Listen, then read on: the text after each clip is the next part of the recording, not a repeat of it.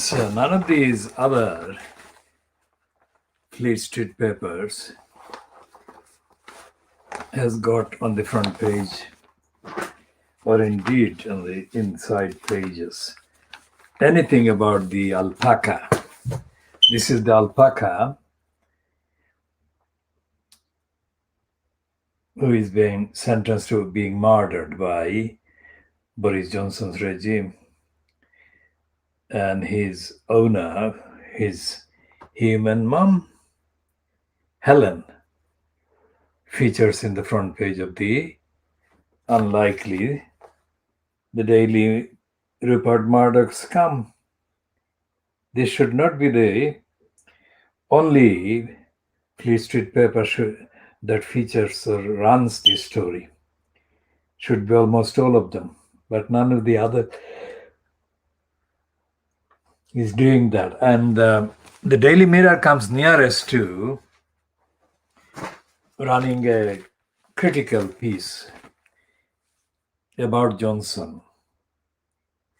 But that's nothing to do with the death sentence that has been hanging on the innocent Geronimo. This is about the closure of the pits, the mines, the coal mines that the Daily Mirror headline writer is having a pun at. Pits in the headline, of course, is intended to mean Johnson is the lowest of the low. But the pits also means the mines. So it's a double kind of use. And about fairness, the Daily bribing the Boris Graf runs a scare story about the migrants arriving, hit 10,000, as French say, they can't stem the tide. But there is a piece on page 14, trailed on the page 1 by Fraser Nelson. Now, Fraser Nelson is the editor of the right-wing Daily Telegraph, supporting and colluding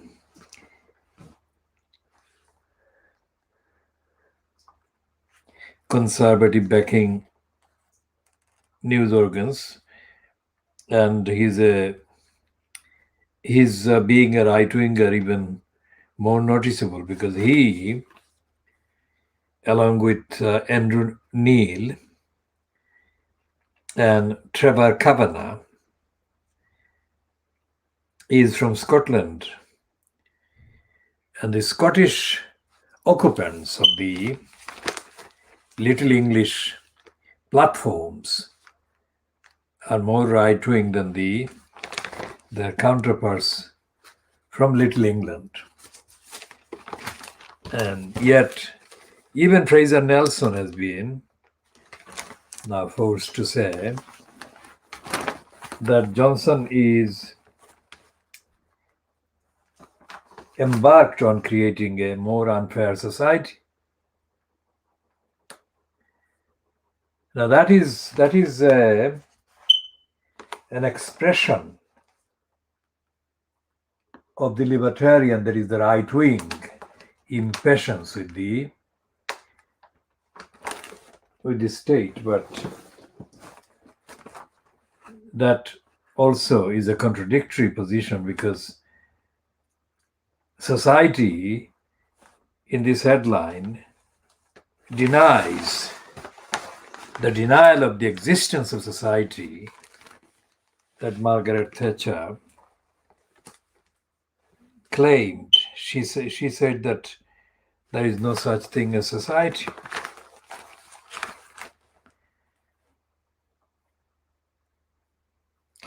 And there is a piece about the corrupt credit that Johnson gave to Thatcher, which is the credit denounced by the heading in the Mirror. This is a credit that we shall be talking about more. Now let's go back to alpaca. The alpaca called Geronimo. Now this woman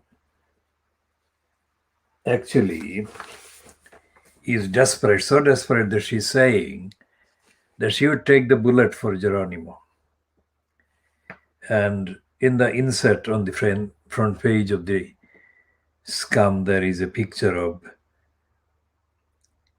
actress Joanna Lumley, who is supporting Geronimo.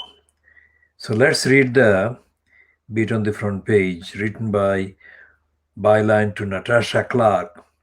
Geronimo, the alpaca's owner, has vowed to take a bullet to save him from callous jobsworths. The stud animal is due to be destroyed by DEFRA after twice testing positive for bovine TB. Farmer Helen MacDonald of Weequar, Gloucestershire, said, "I can't stand by and let my animal be killed. I'll die first." She is backed by Joanna Lumley. Insert. The full story is pages 4 and 5. So let's go to the pages 4 and 5. So that's the spread on pages 4 and 5 for Geronimo. Now this is a very serious issue. This death sentence on Geronimo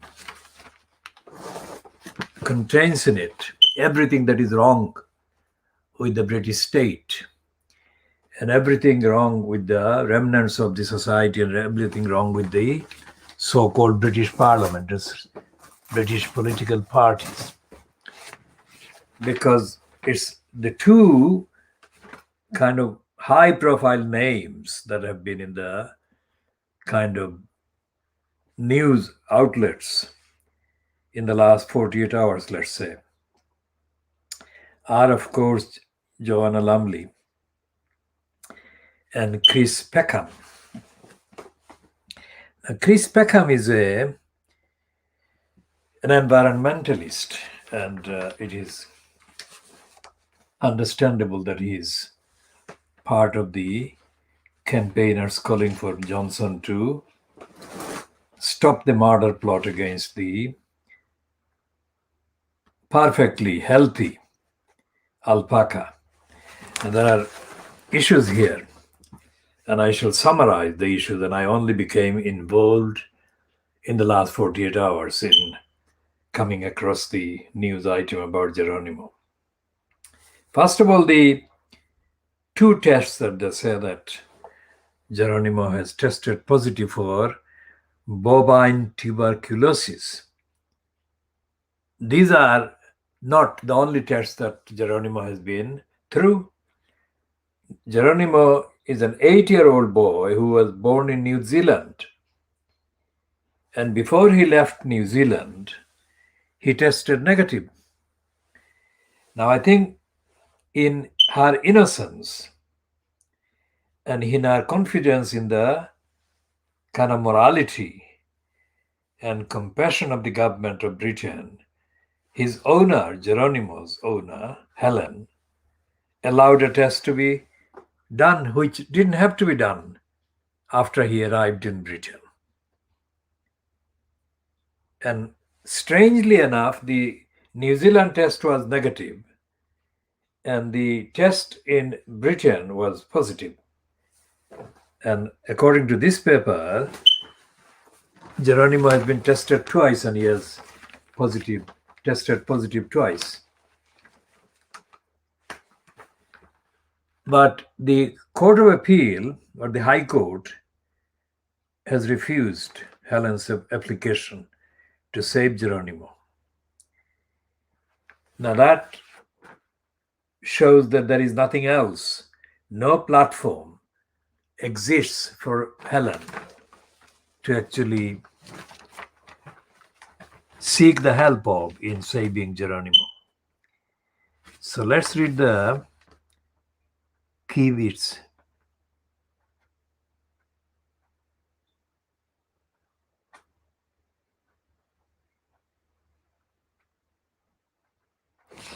And she is quoted here as saying that I feel persecuted because of the way we are being treated by DEFRA. If Geronimo did have tuberculosis, he should have been dead by now.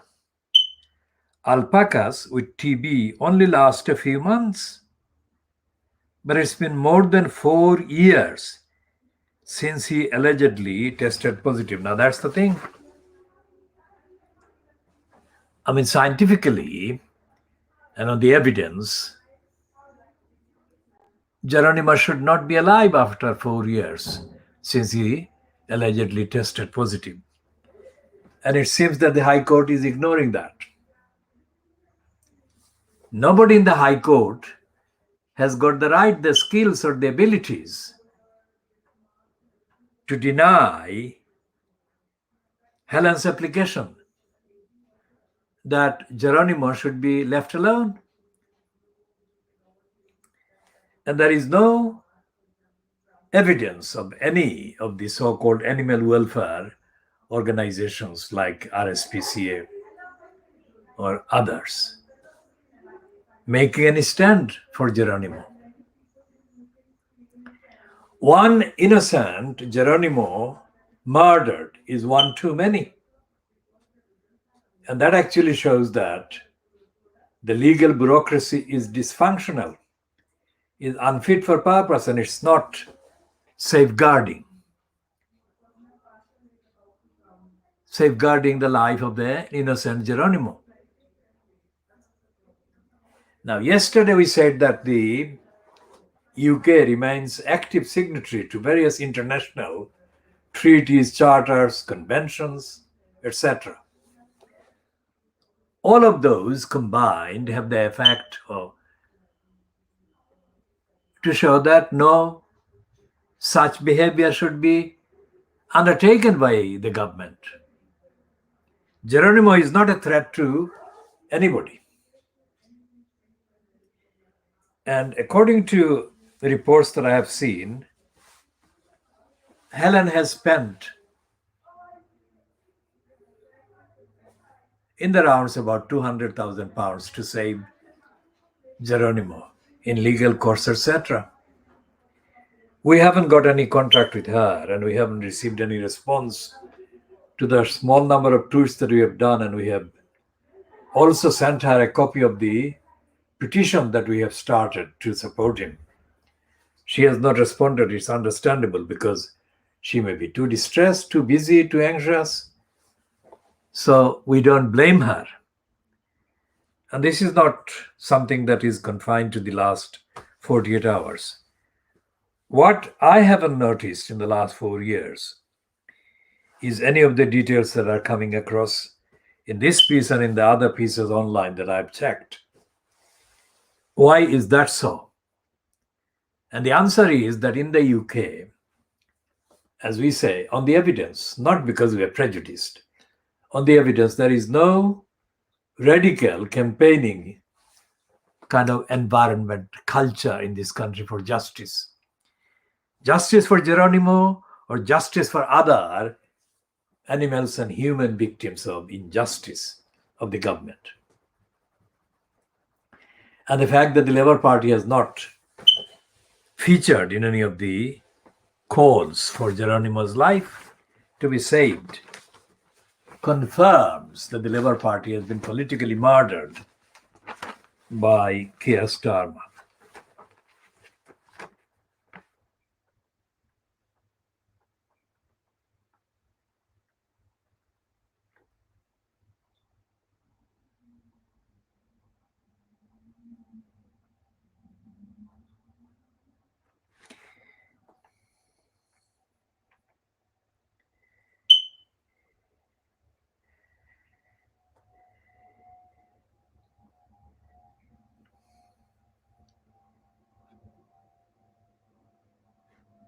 Now, this is something that is absolutely untrue.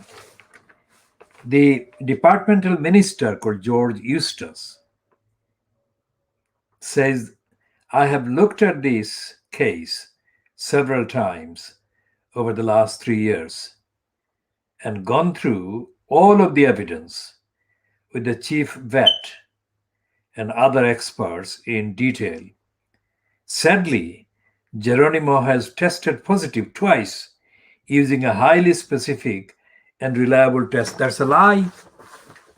For a start, the chief vet cannot be allowed to tell lies because Helen, Geronimo's owner, and I would call her his mom, says that alpacas with tuberculosis die within months of being tested positive.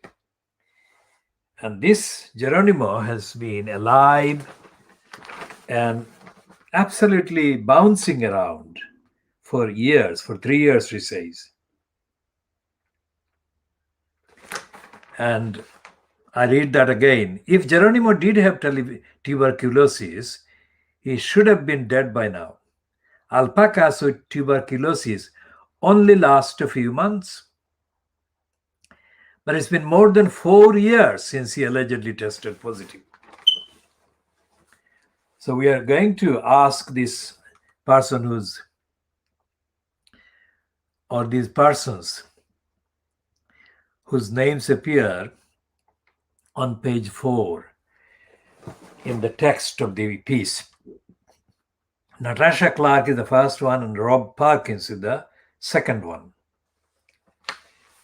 And this should not be treated as a call for mercy because Geronimo is not ill.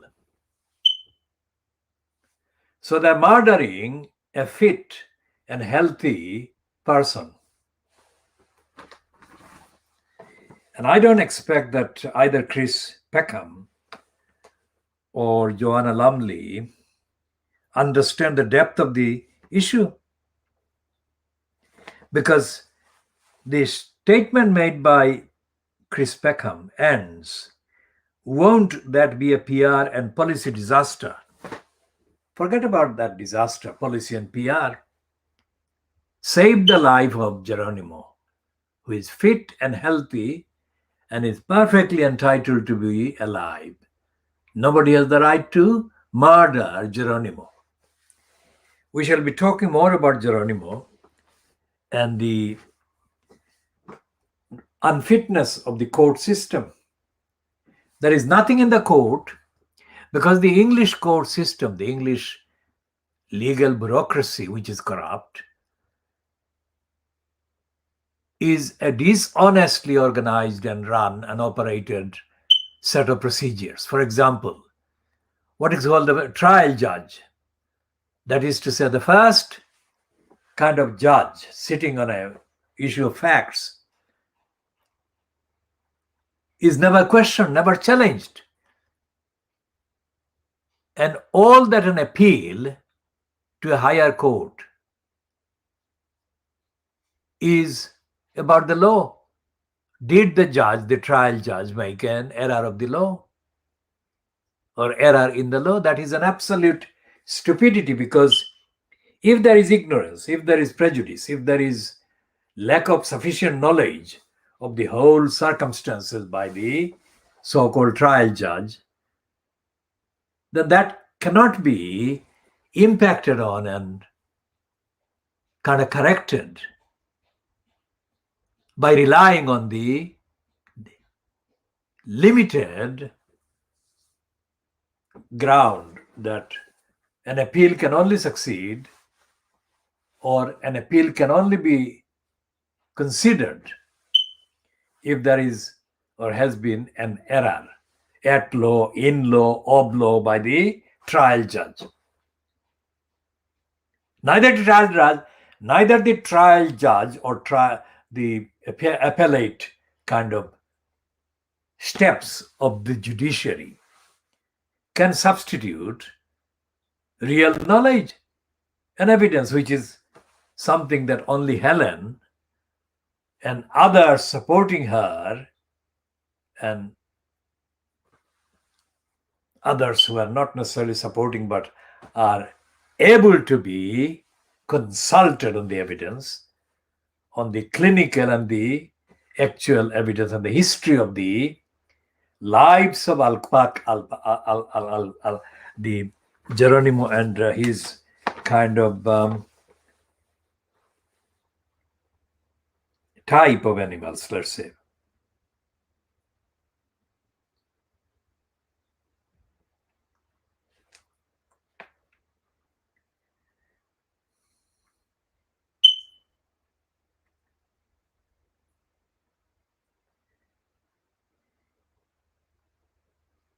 Now, this is not something that Johnson should be kind of asked to kind of intervene about, because Johnson is not politically or socially alive.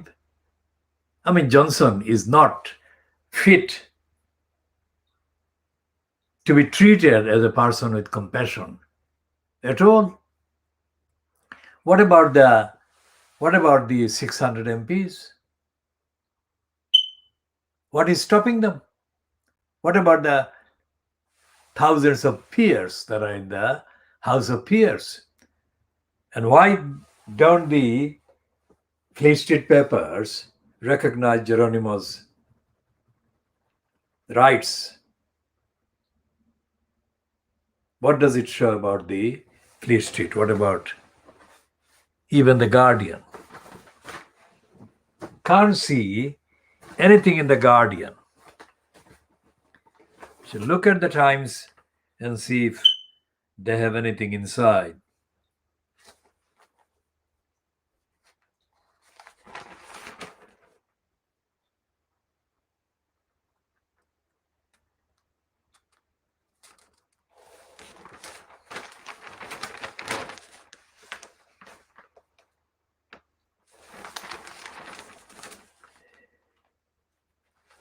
Why haven't the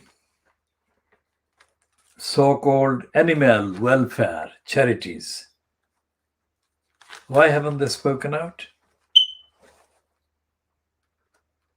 Think about that.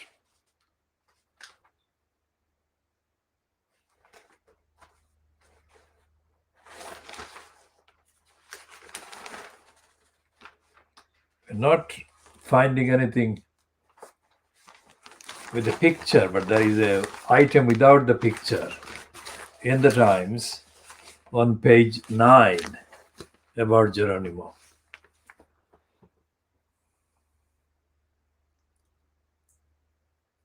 The one there.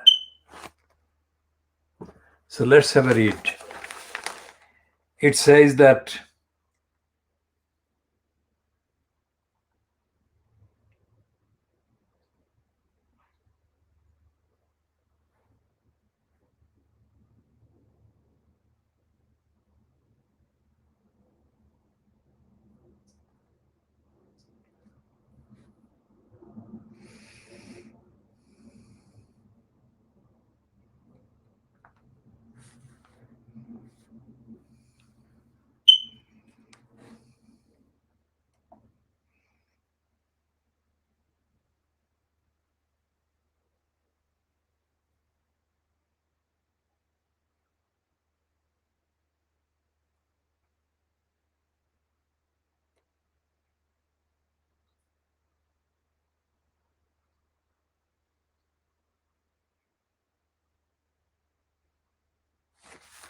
so what Helen is saying in that piece clearly is that Geronimo's testing negative before he left his birthplace, New Zealand, was only kind of contradicted when she, Helen, gave her entire heart a test.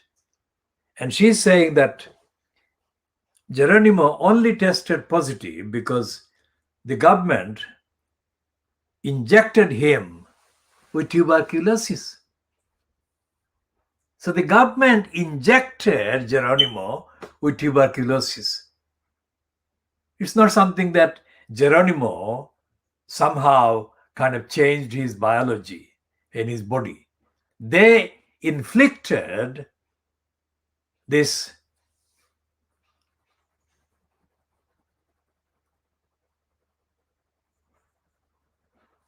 disease into his body and then tested him. And surprise, surprise, they tested with that thing in his body, and his body reflected the presence of that thing in his body, the tuberculosis. And now they're saying he has tuberculosis. Think about the illogicality and the stupidity of it all. And how is it that she has been in legal fight for 4 years with the government, and none of the court system has noticed this? Think about that. If fact, which is the center of the claim by government, that they are entitled to murder a sick animal, as they say, because they made it sick. Why isn't that the main issue in the campaign?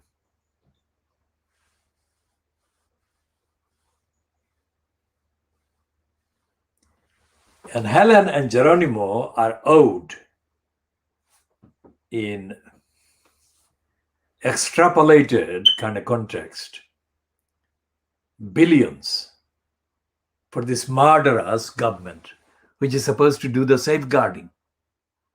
And instead of safeguarding Geronimo, they made him ill. And although they made him ill for the test, he still survived 4 years. He's been running around in his home and bouncing around and playing, being playful. Think about that. And what evidence exists to support is that the reference by George Eustace to his chief bat, I mean, chief bat has got no extra kind of entitlement to murder an animal that is fit and playing and alive. The chief bat is a bureaucratic position. The chief bat is not an intellectual, knowledge, wisdom, compassion-based post. And the fact that the person is chief bat does not make them, for that reason, by that reason, objectively compassionate. So who knows best about Geronimo's health? It is Helen, of course. All the other people like Chris Peckham and Joanna Lumley, they're making a routine kind of claim, plea, mercy. Geronimo is not in need of mercy. Geronimo is alive and he must be left alive because he's alive and he's healthy.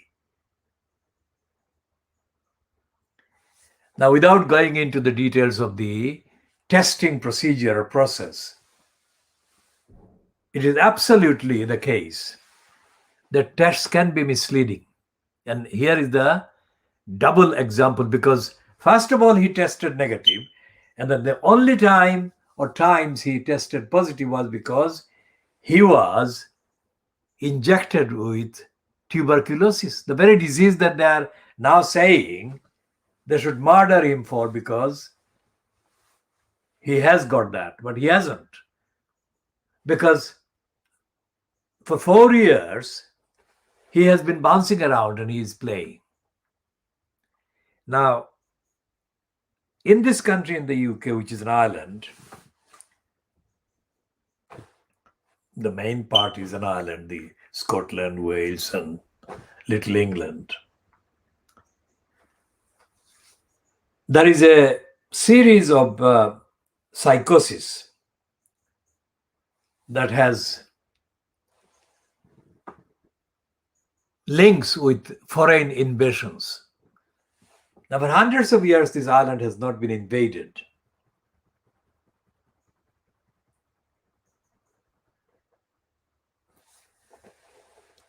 But if you look at the papers on the holidays, then you can see that although they are hostile to, quote, foreign, mainland, because of fear of invasion, this fear of invasion has been going on for hundreds of years, during which time, the hundreds of years, they have been invading mainland countries. Think about that. So, why is it that the thing that this particular Geronimo, who is from another country, is more of a threat than the domestic England-born, the island of England-born animals? That is to do with the psychosis. They have got this antithetical, hostile attitude towards the mainland origin animals or humans. Look at the treatment, the attitude to the asylum seekers and the migrants.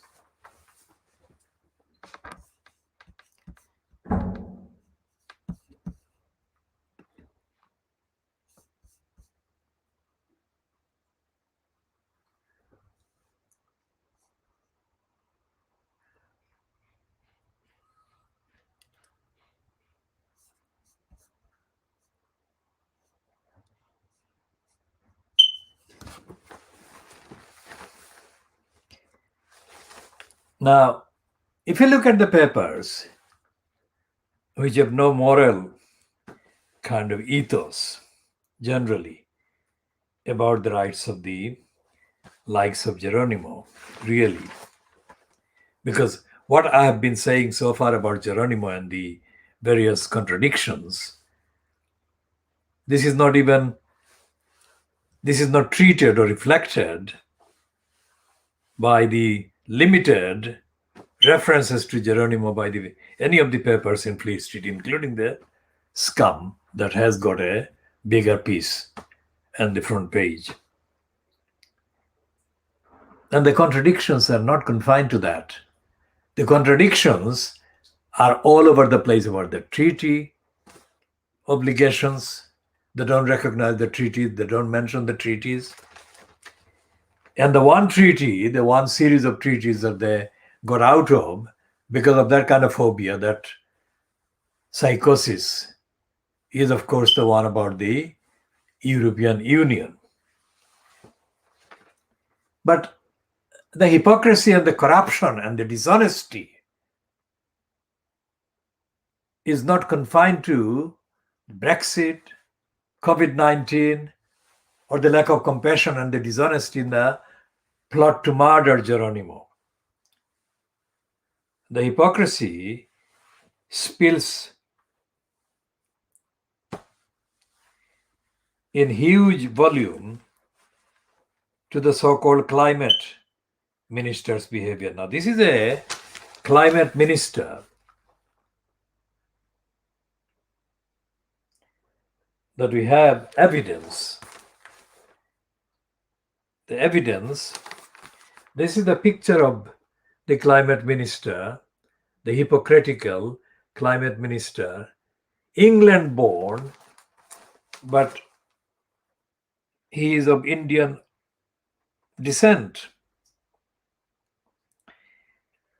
Why we are talking about the fact that he is of Indian descent? Because he is deemed to be familiar with issues to do with the treatment of people of Indian backgrounds, or Pakistani background, or Bangladeshi backgrounds, because of his origins and descent.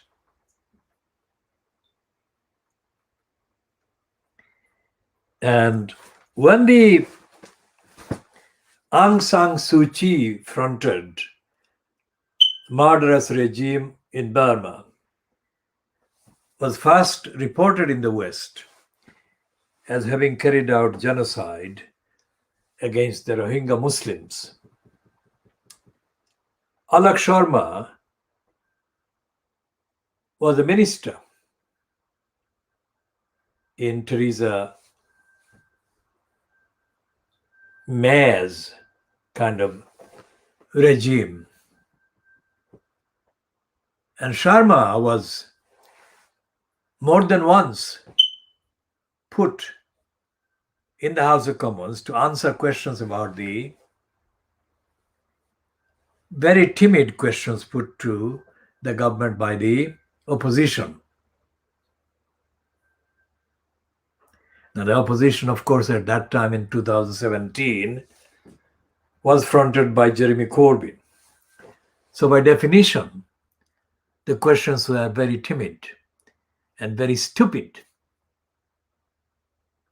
But even those timid and stupid questions put to the Theresa May fronted cabal of government about the Burmese genocide of the Muslims, Rohingyas, were treated with outrageous level of idiocy, dishonesty and stupidity, and banality and lack of care by this Indian origin conservative minister, Alok Sharma. Now, today in the Daily Mail, of course, they are calling him a hypocrite in the front page. But they're not referring to Sharma's dishonest, anti-Muslim, tokenistic response about the massacre and genocide of the Burmese Muslims by the Burmese junta that was fronted by Aung San Suu Kyi.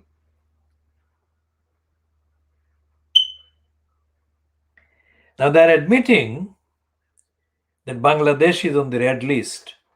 Here about the COVID-19, they're saying days after returning from red list Bangladesh, the cabinet minister met Prince Charles indoors without a mask, then visited a primary school. Mr. Sharma is now in South America.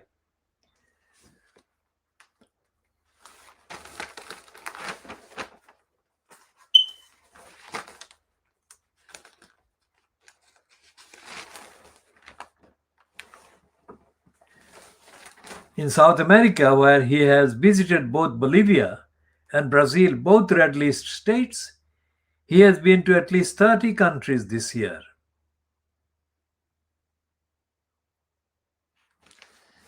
And there is the stupidity that is mentioned in the next paragraph. Mr. Sharma has avoided quarantine under an exemption of crown servants, but his critics said it was proof of a one rule for them culture for ministers under Boris Johnson. Now, this is the two-page big spread about Alok Sharma in the Daily Mail.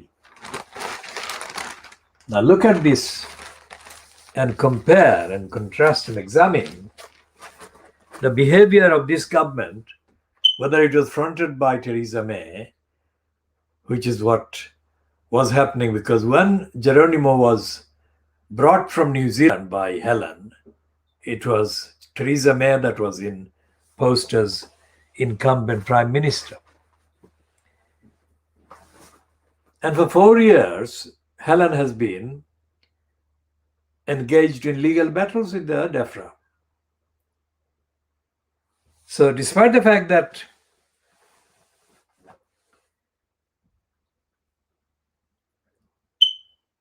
George Eustace claims that he knows about the impact on the people who lose animals, he's doing the opposite. If he knows about the impact, then he would be the last one to even make the claim that Geronimo should be murdered.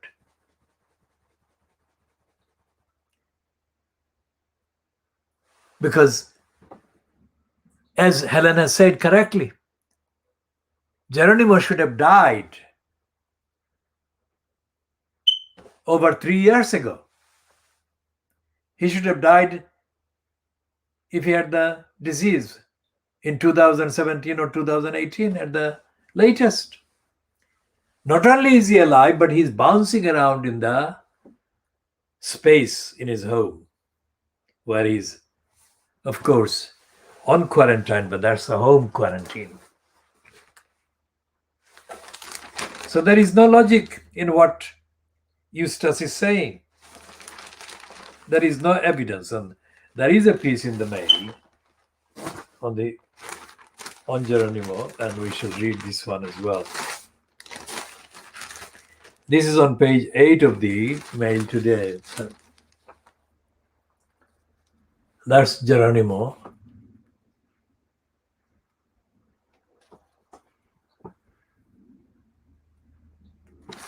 Okay, so there is a longer kind of content copy in this piece.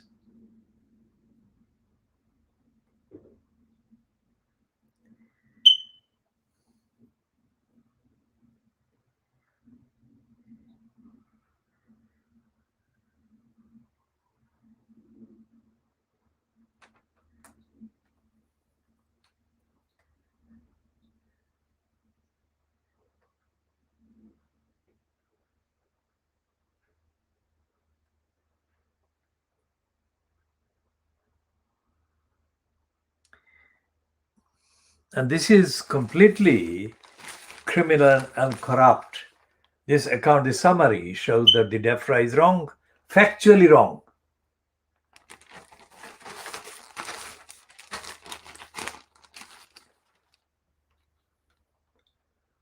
The picture at the bottom is, of course, of Geronimo's mom, Helen.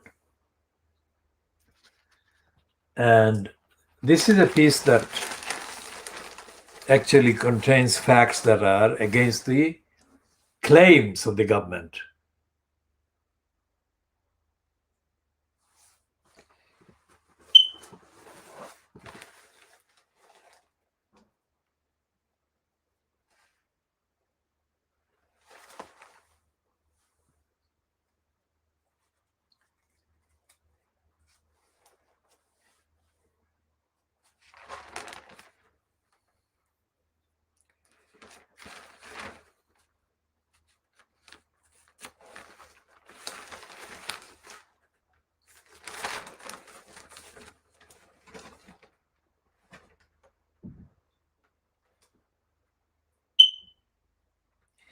On every count, George Eustace is wrong and the DEFRA is wrong. And there is no evidence, no sign that these serious, murderous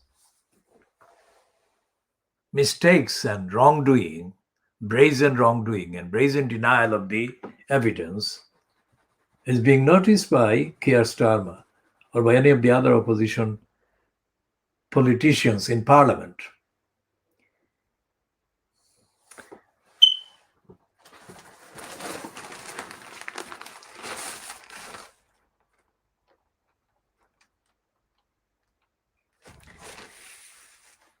And the Daily Mail has got an editorial about Alok Sharma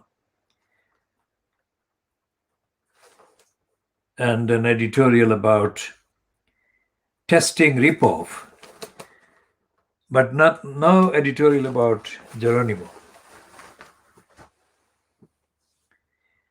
And so there is, even in the Daily Mail's copy about Geronimo, there is overwhelming evidence that the government is wrong, factually wrong, evidentially wrong, clinically wrong, scientifically wrong. So you can see why the decision by the Court of Appeal or the High Court, whatever the court was, we shall check that, which court it was that said no to Helen. They were in the dark.